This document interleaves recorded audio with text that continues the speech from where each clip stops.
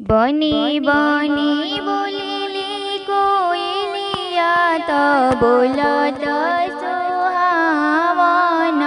बनी बनी बोलिली कोयलिया तो बोलत सुहावन। दुआरा बोलिला चौकीदारवा तो पापा के जगावेला।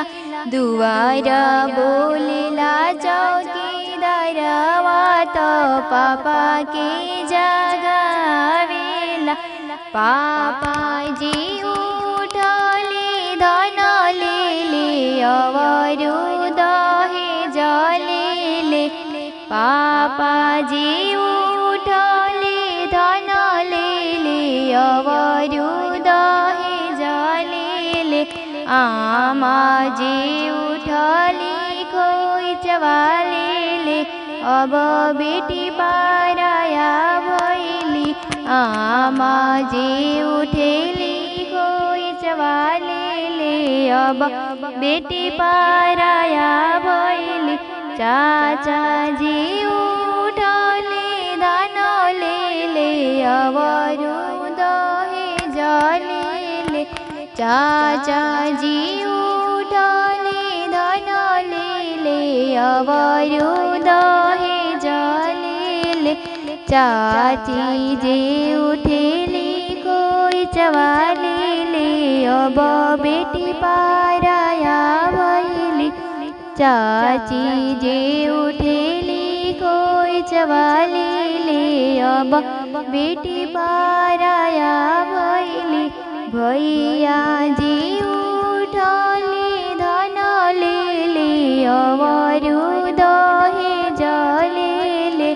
भैया जी उठले धन लेले अवरु दहेज लेले। भाभी जी उठली खोइचवा लेले अब ननद पराया भइली। भाभी जी उठली खोइचवा लेले अब ननद पराया। पापा की चतिया बिहरी गइले जैसे बिहरी गागर। पापा की चतिया बिहरी गइले जैसे बिहरी गागर। आमा की आँखिया से लोर ढरे जैसे भादो की ओरी चुए।